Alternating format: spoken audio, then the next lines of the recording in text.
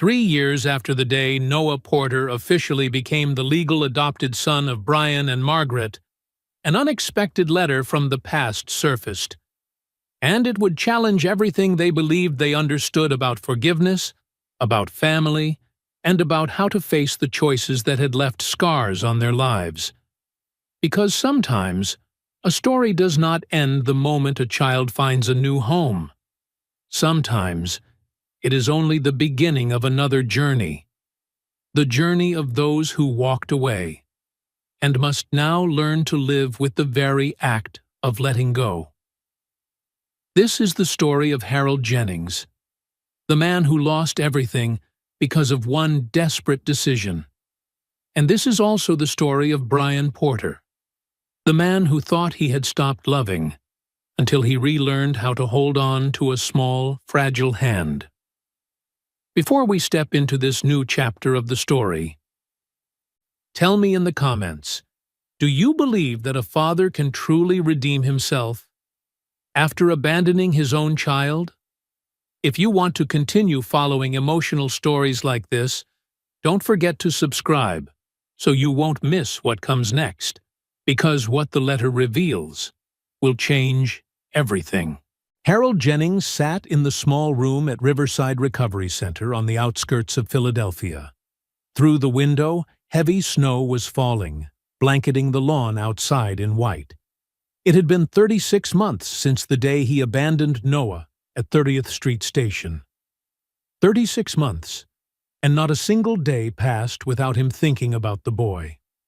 Harold's room was sparse: a single bed, a small wooden table, a chair. There were no pictures on the walls. He had removed every photo of Noah and Eliza after his second suicide attempt. Looking at those faces was too painful. There was a gentle knock on the door. "Harold?" Dr. Patricia Morgan's voice came through. "It's time for your therapy session." Harold stood up slowly, his body heavy like lead. Every step toward the therapy room felt like walking on shards of glass. Every session, he had to face what he had done. Every session, he had to speak aloud the truths he wanted to bury. Dr. Morgan was a woman in her early 50s, with silver hair and eyes that saw right through pretense. She had worked with Harold since his very first day, after a roommate found him unconscious from an overdose of sleeping pills. "Sit down, Harold," she said gently, pointing to the familiar sofa. Harold sat, hands clasped together, eyes fixed on the floor. "What day is it today?" Dr. Morgan asked, one of her usual questions. "November 17th, Harold answered, his voice raspy. "And?" "And 3 years ago, on this exact day, I left my son at the station." His voice broke. "Exactly 3 years." Dr. Morgan nodded. "How does that make you feel?" "How do I feel?" Harold let out a short, bitter laugh. A laugh with no joy. "I feel like a monster, like a man who doesn't deserve to breathe air, like—" He stopped, tears spilling down.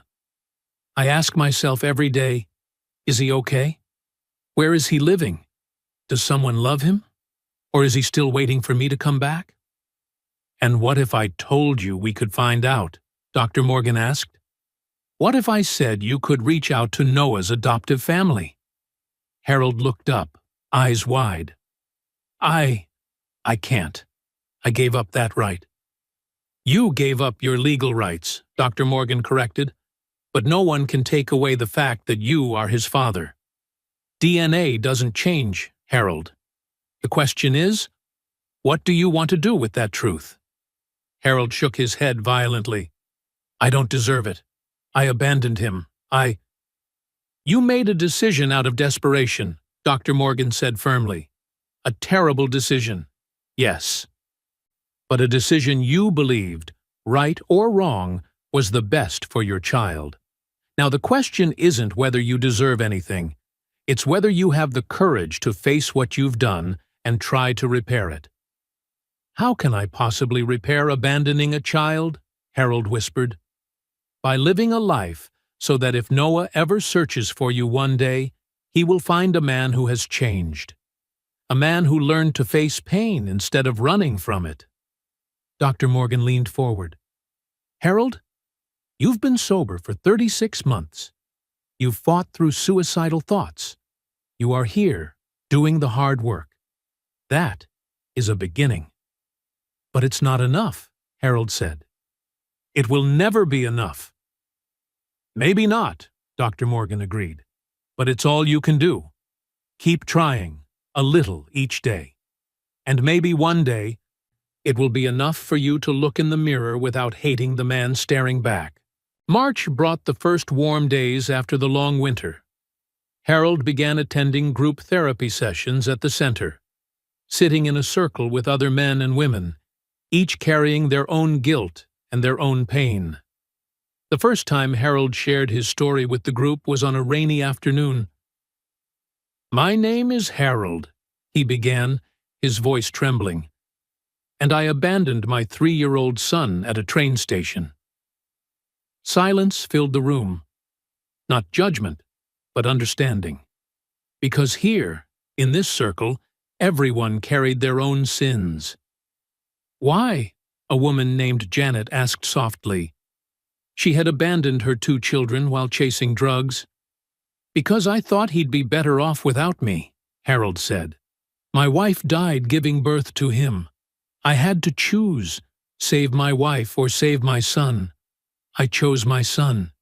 And after that, every time I looked at his face, I only saw the woman I'd lost." He wiped his tears. "I had no money, no job. He needed surgery for his leg.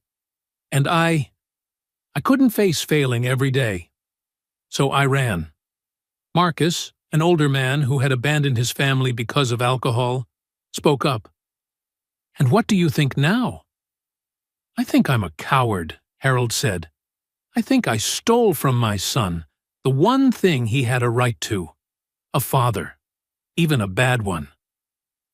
"But did you love him?" Janet asked. "With all my heart," Harold whispered. "That's the worst part. I loved him so much I thought he deserved a life better than the one I could give." Dr. Morgan, who facilitated the group, said, "Love distorted by guilt and grief can lead us to terrible choices. But the important thing is, it is still love. And love can be healed." In June, Harold began participating in the vocational training program at the center.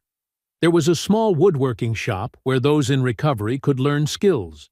Harold had once been a skilled carpenter before everything collapsed.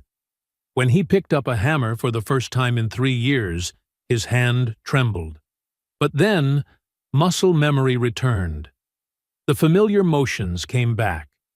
He started with simple things, picture frames, small boxes. Gradually, the projects became more complex. Thomas Brennan, the veteran carpenter who supervised the workshop, watched Harold work one day.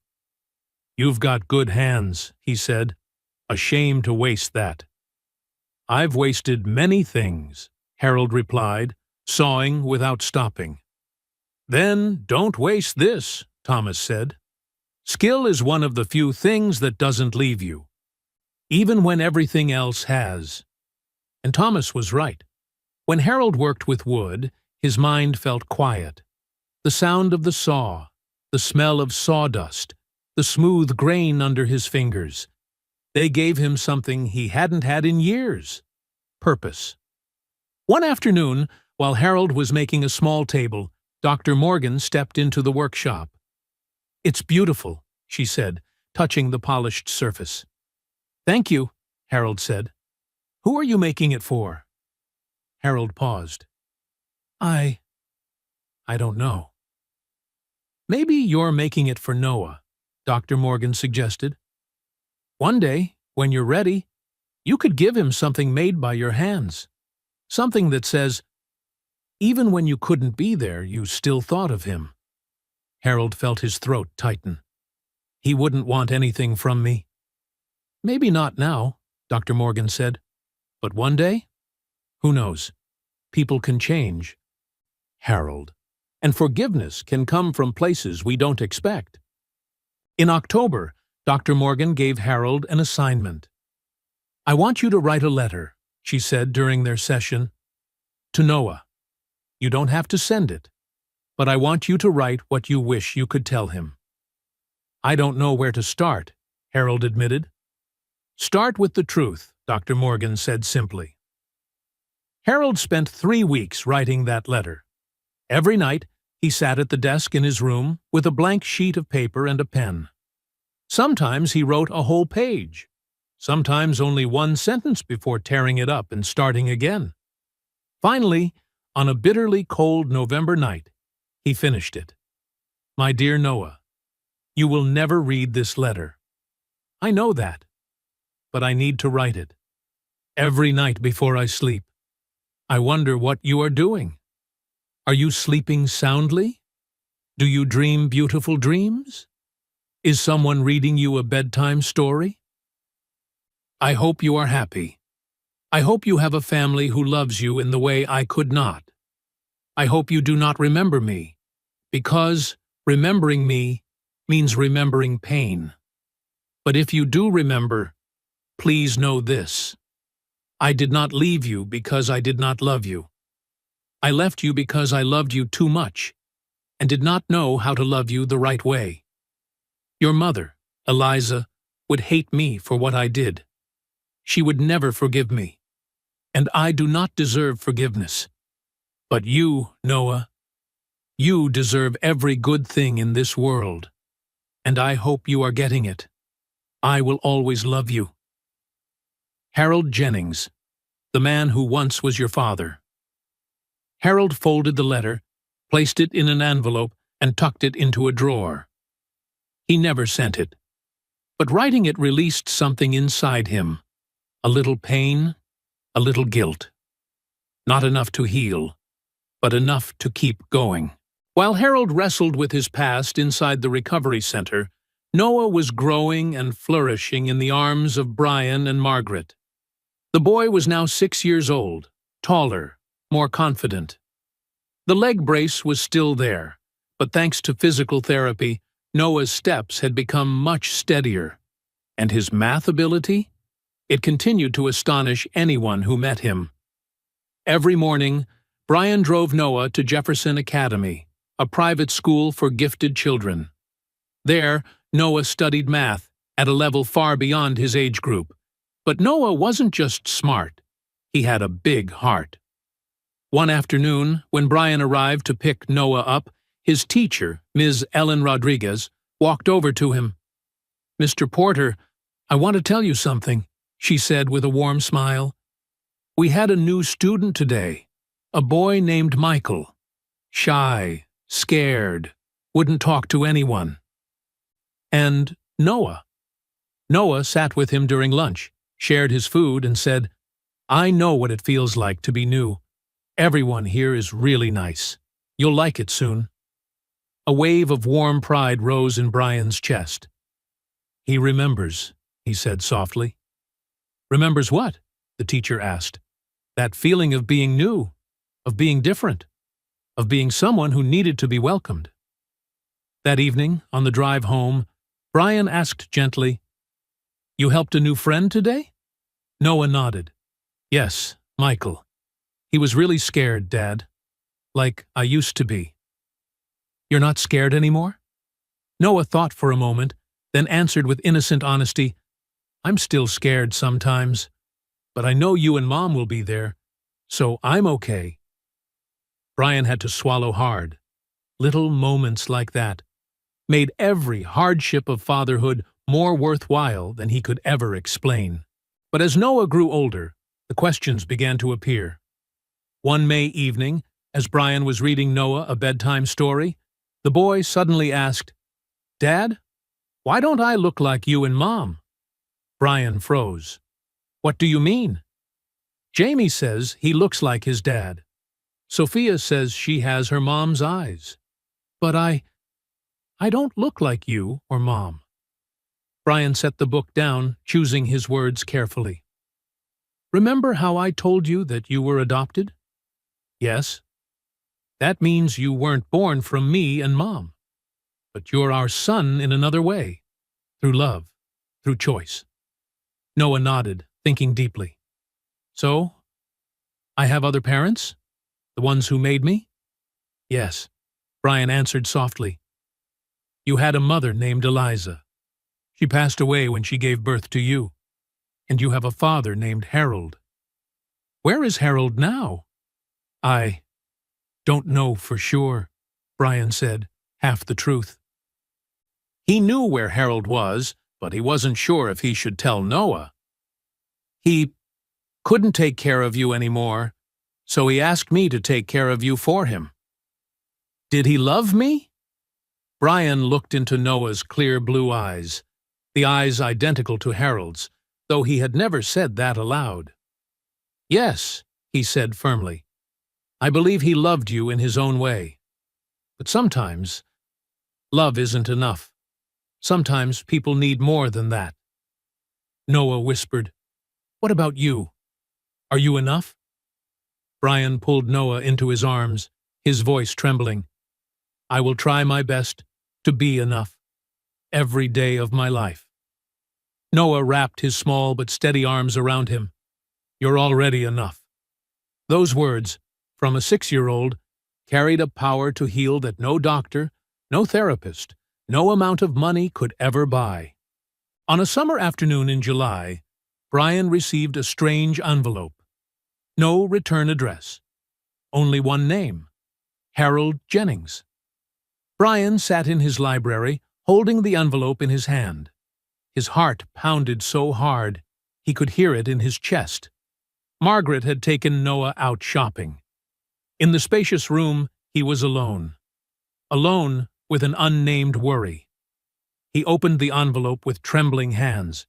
Inside was a sheet of paper, the handwriting uneven, the ink smudged in places as if the writer had cried while writing it. Brian read the letter once. Then he read it again. Every word felt like it carried a stone of remorse. Harold did not ask to meet Noah. He did not ask for forgiveness. He asked only one thing. Is my son okay? Brian leaned back in his chair, closing his eyes. One part of his mind spoke first. Don't answer. This man abandoned your son.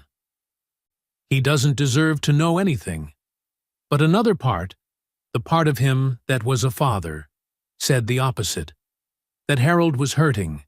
That even though he had done the worst thing, he was still Noah's biological father. And, maybe, he deserved to know that his child was safe and happy. Brian opened a drawer, took out paper and pen. He wrote, Mr. Jennings, I received your letter, and it took me quite a while to decide whether I should respond. Noah is well. More than well. He is thriving. He attends a good school, has friends, and is discovering his remarkable talent for mathematics. He is happy. He doesn't remember you much. I don't know whether that's good or bad. But I have kept my promise to you. If he asks about you, I tell him the truth. That you loved him, but could not take care of him. I don't know whether you deserve forgiveness. That isn't my decision. One day, Noah will grow up and choose his own answer. But I want you to know this. I do not hate you. You made a terrible decision at a terrible moment. I cannot fully understand your reasons, but I try to believe that you did what you thought was right. Take care of yourself. Learn to live with what you have done. And know that your son is loved. Brian Porter. Brian folded the letter, placed it into an envelope, and sent it to Riverside Recovery Center. That night, after Noah had fallen asleep, Brian told Margaret. What do you think would happen if Harold wanted to write to Noah? He asked, uncertainty lacing his voice. Margaret thought for a long moment, then gently asked, What exactly are you afraid of? Brian exhaled heavily. I'm afraid it will confuse Noah. Or, worse, make him think we're not enough. Margaret took her husband's hand and squeezed it softly. Noah knows he is loved, she said tenderly. But he also has the right to know about his past. Not now. He's too young. But one day, when he's ready. Brian looked at his wife, his voice dropping. And if he wants to meet Harold? Then we'll face it, when the time comes, Margaret replied.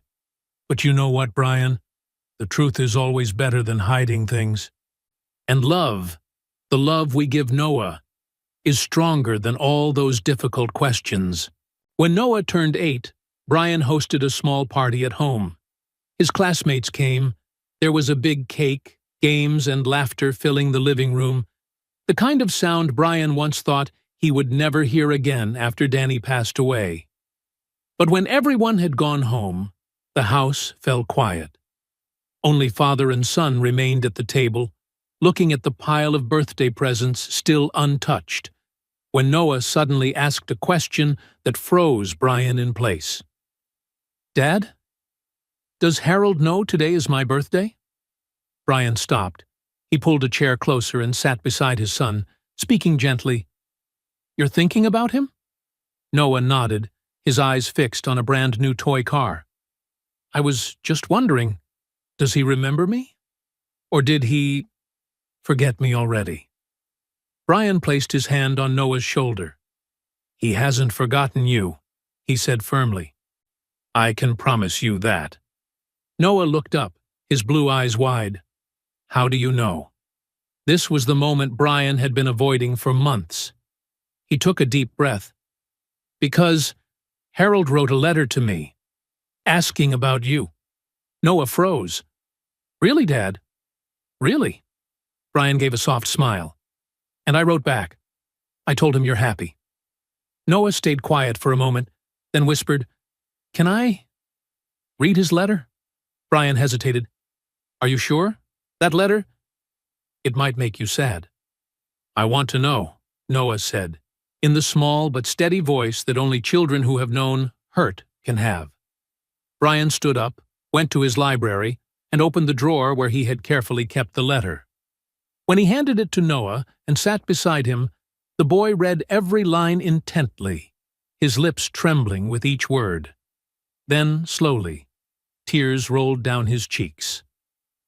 He said he was sorry, Noah whispered. Yes, and he said he loves me. He did, Brian replied, his chest tightening. Noah lifted his tearful eyes. Can I meet him? Just once? The question felt like a blade slicing into Brian's deepest fear. He feared Noah might want Harold back, feared losing his place in his son's heart. But when he looked at the small face filled with compassion, no anger, no resentment, Brian understood this had nothing to do with him. This was Noah's journey, to find peace in the story of his own life. If that's what you want, Brian said, his voice unsteady, I'll make it happen.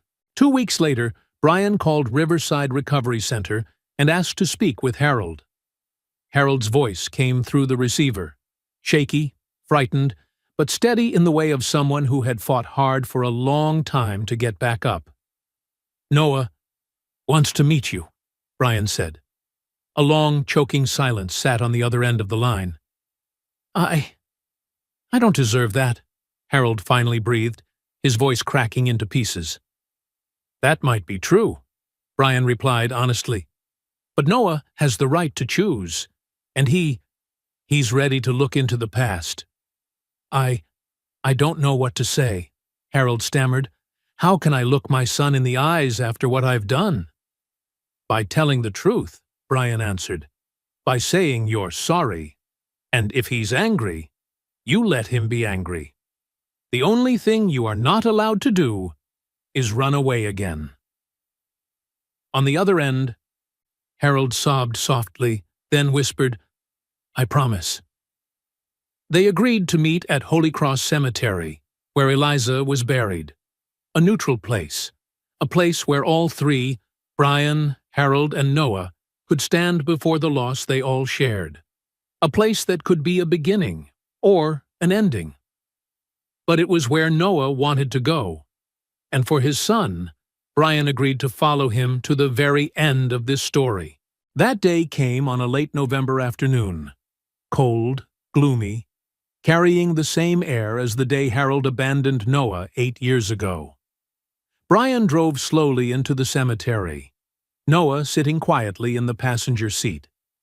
The boy wore a thick coat, hands wrapped tightly around the stuffed bear Margaret had dug out from the storage room and washed until it was soft again. "Are you scared?" Brian asked, his voice gentle, as if afraid to make Noah more anxious. "A little," Noah admitted. "But I also want to see him. I want him to know I'm okay." Brian turned to look at his son, his heart tightening. "You are the kindest kid I've ever known." When the car came to a stop, they saw Harold waiting near the distant row of pine trees. He looked much older than before. Snow-white hair, a slight hunch. Every line on his face carved with exhaustion. But his eyes were brighter, clearer, like a man who had walked through hell and come back.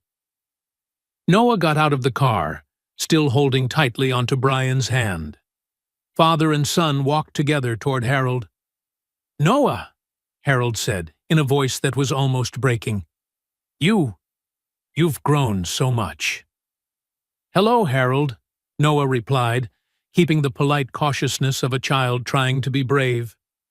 "You can call me Dad," Harold said, then immediately corrected himself, his voice dropping. "Or Harold, whatever makes you comfortable." Noah thought for a moment. "I'll call you Harold. I already have a dad." He looked up at Brian. Harold nodded, tears glimmering. "You're right, and you have a wonderful father."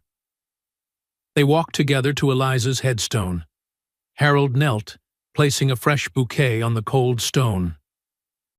"This is your mother," he said softly, his hands trembling. "She was the best person I ever knew.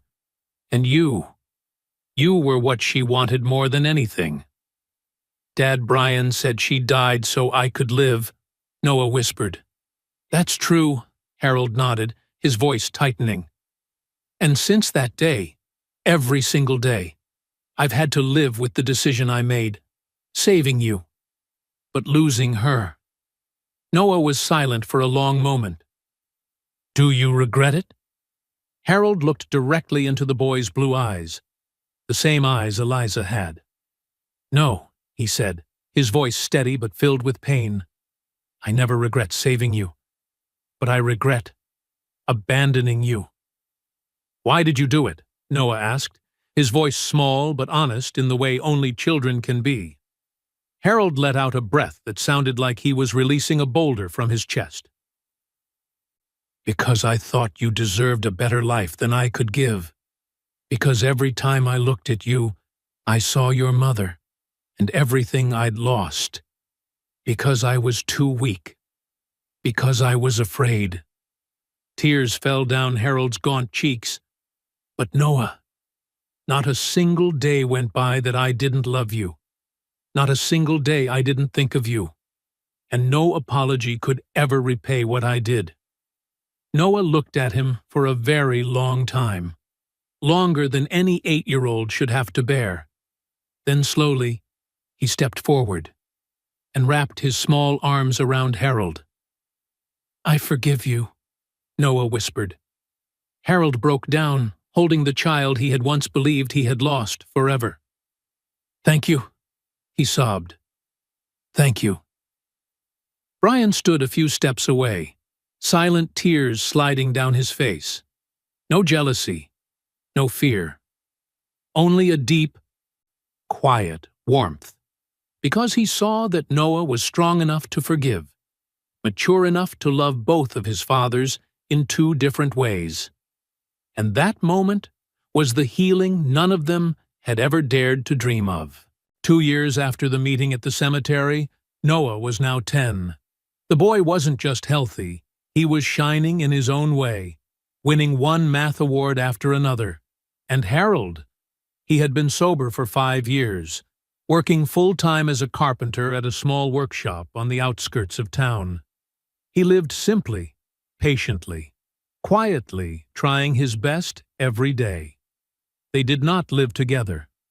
Harold also never asked to reclaim the role of father, but every month, on the exact date Noah was adopted, Harold sent a letter, telling stories about Eliza, about the past, about the things a father wishes he could have said long ago.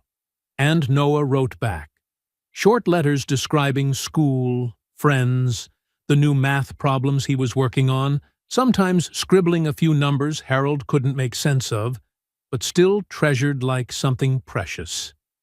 For Noah's 10th birthday, Harold came to visit, not at Brian's home, but at a nearby park. A supervised meeting, arranged carefully and thoughtfully by Brian. Harold brought a gift, a beautiful wooden box, entirely hand-carved. On the lid were numbers, formulas, and mathematical curves intertwining like a piece of art.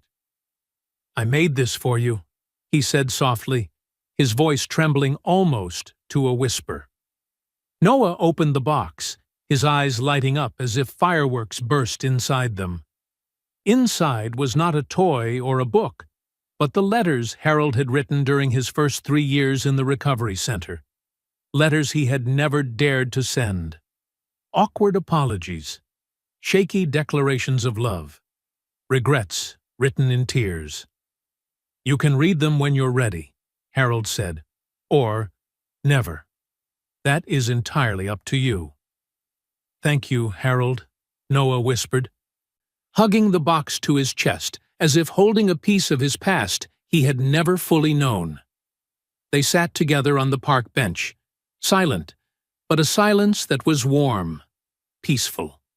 Brian sat not far away, giving the pair space while being close enough for Noah to turn around and find him if he needed. After a long while, Harold asked, Are you happy?" Noah nodded, giving an answer simple but complete. "Yes. I have Dad Brian, Mom Margaret. I have friends. I have math. I'm happy." Harold lowered his head, his voice tightening. "That is all I ever wished for."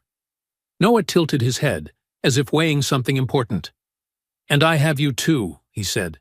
"Not like I have Dad Brian, but I still have you, and that's good too." Harold's chest tightened. I don't deserve you," Noah replied with the honest sincerity only children possess. "Maybe not. But I still choose to love you, because that's what family is." In that moment, Harold understood what he had been searching for all these years. Redemption is not erasing the past or fixing everything that's broken. Redemption is living each day well enough that the future, at the very least, has a chance to heal. And sometimes, only a 10-year-old child is pure enough to offer that kind of grace to a man who had lost almost everything. The story of Harold and Noah reminds us that forgiveness does not mean forgetting. Forgiveness is the choice between love and resentment, and sometimes choosing love is the hardest thing of all. It also reminds us that a family does not come in just one form. There is the father who gave you life, and the father who raised you, healed you, and taught you how to stand tall.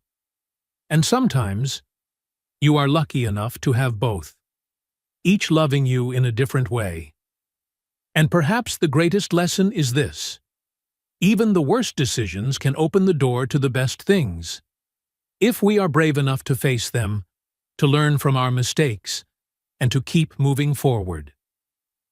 If this story touched you even a little, please hit like, leave a comment, or share it with someone who needs to hear this. And I want to ask you, do you believe in redemption? Do you believe forgiveness can save both sides? Don't forget to subscribe for more stories of love, loss, and hope. Stories that remind us it is never too late to change, and never too early to love.